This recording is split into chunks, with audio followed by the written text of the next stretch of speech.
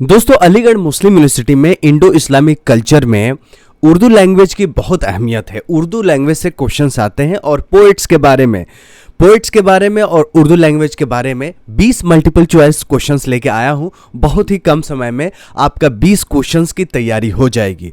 जो ऑलरेडी ये क्वेश्चंस किया हुआ है वो मेरे बोलने से पहले ही आंसर दे दे कमेंट के माध्यम से, जिससे आपकी प्रैक्टिस हो जाएगी। जस्ट लाइक आप समझ जाएं कि आपका टेस्ट हो रहा है, जो पहले से पढ़ चुका है। जो लोग पहली बार पढ़ रहे हैं उनकी तैयारी हो जाएगी, जो लोग थोड़ा थोड़ा पढ़े हैं उनका रिवीजन हो जाएगा। यानी इस वीडियो को आप टेस्ट समझ सकते हैं, रिवीजन समझ सकते हैं या पहली बार भी लर्निंग समझ सकते हैं। तो चलिए फटाफट क्वेश्चंस करते हैं। पहला क्वेश्चन कह रहा है कि the state in which Urdu is spoken mostly. किस राज्य में उर्दू सबसे ज्यादा बोली जाती है? उत्तर प्रदेश, बिहार, मध्य प्रदेश या जम्मू कश्मीर में?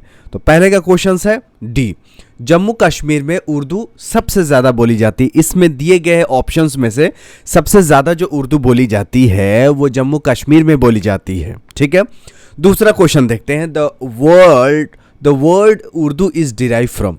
उर्दू किस शब्द से डिराइव्ड है? अरबिक है, पर्शियन है, टर्किश है या पश्तू है? तो दूसरा का जो आंसर है वो है सी, टर्किश, यानी तुर्की से लिया गया है। ठीक है, तुर्की से शब्द उर्दू लिया गया है। तो आप अपने देश में उर्दू क्या है? ऑफिशियल लैंग्वेज है।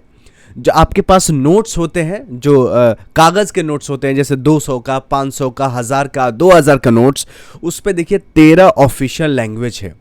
यानी राज करने के 13 भाषा हैं। 13 भाषा में आप अपने जीवन अच्छे से विथ रिटन प्रूफ में इंडिया में कर सकते हैं। 13 भाषा को बिल्कुल मुहर लगी है कि ये 13 भाषा अपने देश की भाषा है। तो the word Urdu is derive from Turkish. Urdu अपने देश की भाषा है, तो टर्किश से डिराइव हुआ है। जम्मू कश्मीर में ज़्यादा लैंग्वेज बोला जाता है उर्दू। तीसरा क्वेश्चन देखिए, the term Urdu which means camp was borrowed from. जो उर्दू है उसका मतलब होता है कैंप, कहाँ से उधार लिया गया है? तो तीसरा का आंसर जो आपको पता है कि पहले ही से कि टर्किश से ये लिया गया है। तो उर्दू जो शब्द है वो तुर्की से लिया गया है। ये आपको याद रखनी है। उर्दू बहुत इंपॉर्टेंट भाषा है, बहुत लोगों को नहीं पता है, तो आज पता हो गया उर्दू के बारे में। तो ज़रूर इस वीडियो को लाइक कीजिएगा। चौथा नंबर देखिए, the form of Urdu poetry which narrates a story is called.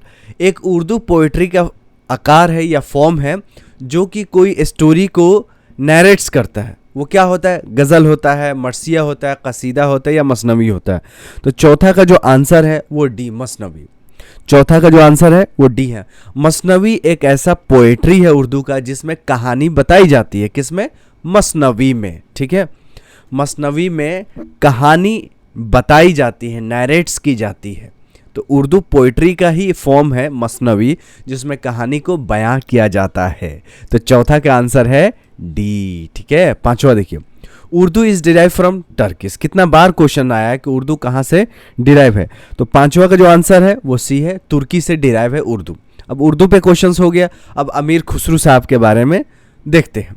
अमीर खुसरू साहब जो कि फेमस पर्सनालिटी है, सर सैयद अहमद खान साहब हो गए, अल्लामा इकबाल साहब हो गए, मोहम्मद अली जिन्ना हो गया, जो कि एएमयू कुछ पर्सनालिटी को रिकॉग्नाइज करता है। उसके बारे में इंडो इस्लामिक कल्चर में पूछी जाती है। इन्होंने बहुत अच्छा कंट्रीब्यूशन किया है अपने देश में। अमीर खुसरू पे क्वेश्चन पहला देखिए, छठवां नंबर क्वेश्चन है कि अमीर खुसरू वाज बोर्न एट। पहला क्वेश्चन अमीर खुसरू का है, वीडियो का छठवां क्वेश्चन है। अमीर खुसरू वाज बोर्न एट। अमीर खुसरू साहब की पैदाइशी कहाँ हुई थी? छठवां का जो आंसर है वो है सी, एटा में।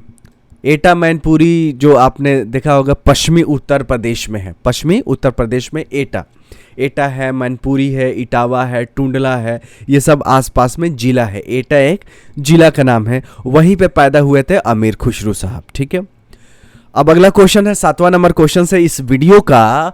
The author of the Tughlaqnama is. Tughlaqnama का ऑथर कौन है? तो सातवां का जो आंसर है ए, अमीर खुसरू साहब।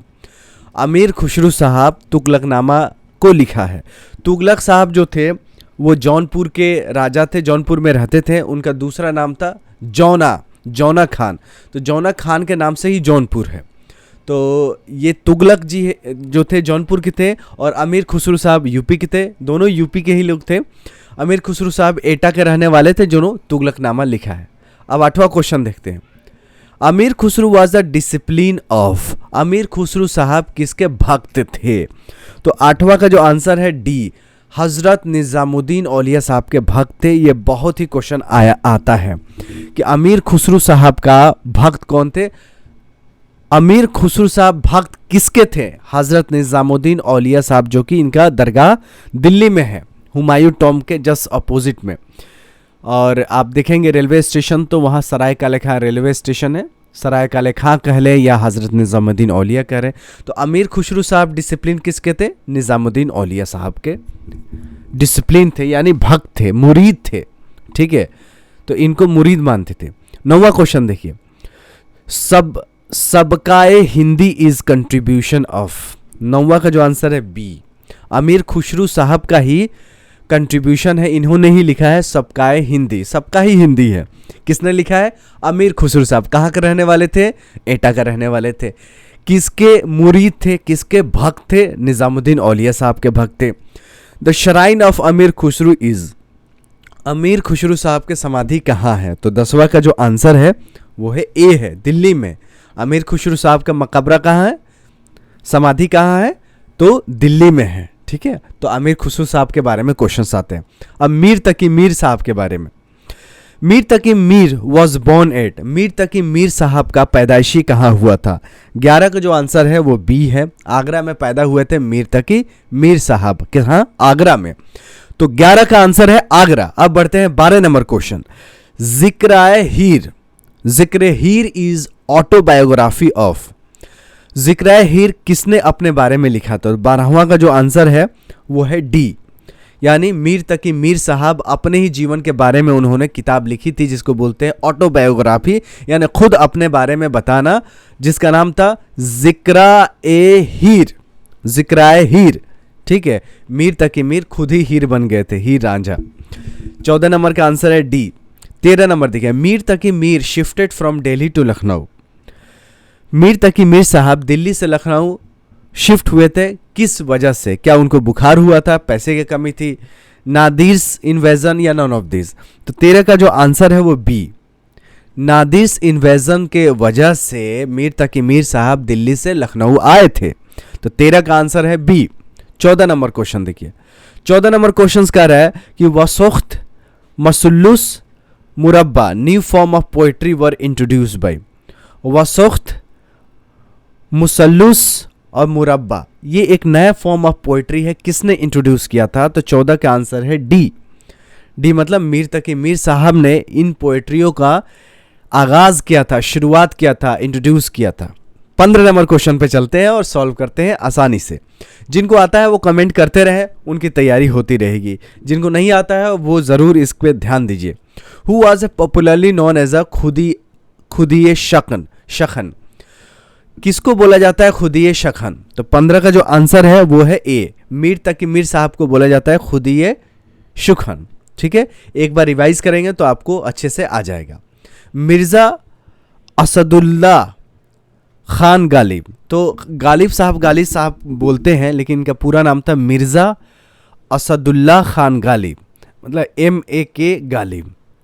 तो गालिब साहब की पैदाइशी कहाँ हुई थी? 16 का जो आंसर है वो बी, आगरा में हुई थी। मीर तकी मीर साहब के भी पैदाइशी आगरा में हुई थी। और मिर्ज़ा गालिब साहब, जो बीच वाला हम लोग खा जाते हैं, वैसे इनका नाम मिर्ज़ा असदुल्ला खान गालिब है। तो गालिब साहब की पैदाइशी कहाँ हुई थी? आगरा में हुई थी। 17 नंबर देखिए, दीवाने मारूफ वॉज रिटन बाई, दीवाने मारूफ किसने लिखी थी? तो 17 का जो आंसर है वो है सी, यानी father in law of Ghalib, Ghalib साहब के ससुर जी ने लिखा था दीवाने मारूफ। ठीक है, दीवाने मारूफ किसने लिखा था? गालिब साहब के ससुर जी ने, मिर्ज़ा असदुल्ला खान गालिब साहब के ससुर जी। 18 नंबर देखिए, उर्दू ए मोहल्ला एंड ओहदे हिंदी वर कंपाइल्ड वर्क ऑफ, किसने ये उर्दू ए मोहल्ला और ओहदे हिंदी कंपाइल्ड किया था? तो 18 का जो आंसर है वो सी है, गालिब साहब ने, मिर्ज़ा असदुल्ला खान गालिब। इतना बार बोलिए कि याद हो जाए। अब 2 क्वेश्चंस रह गए बस। The Tom of Ghalib is, Ghalib साहब के मकबरा कहाँ है? तो 19 का जो आंसर है ए, दिल्ली में है। ठीक है, जो गालिब साहब के जो मज़ार है या समाधि कह सकते हैं, टॉम कह सकते हैं, वो है आपका दिल्ली में। तेगे तेगे तेज इज़ वर्क ऑफ, तेगे तेज जो काम था, तेगे तेज जो लिखा था, किसने लिखा था? तो 20 का आंसर है डी, गालिब साहब ने लिखा था तेगे तेज। तेगे तेज, बहुत तेज, आज तक सबसे तेज। तो तेगे तेज जो है वो गालिब साहब ने लिखा था। तो मुझे उम्मीद है कि आपको ये जो उर्दू लैंग्वेज और इसके कवि जो हैं उनके बारे में आप सही से तैयारी करेंगे और इंडो इस्लामिक कल्चर में आएगा तो फोड़ के आएंगे, नंबर लेके आएंगे, क्योंकि एक नंबर से आपका एडमिशन हो भी सकता है और एक साल आपका बर्बाद भी हो सकता है, नहीं भी हो सकता अगर एक नंबर कट ऑफ से कम हो गया तो मुझे उम्मीद है कि वीडियो पसंद आई होगी तो लाइक करेंगे, और जो आपके जानने वाले तैयारी कर रहे हैं फेसबुक व्हाट्सएप ग्रुप में, उनको इसको शेयर करके आप पुण्य और नेकी का काम कीजिएगा। मिलते हैं अगली वीडियो में, तब तक you take good care of yourself. जय हिंद, जय AMU।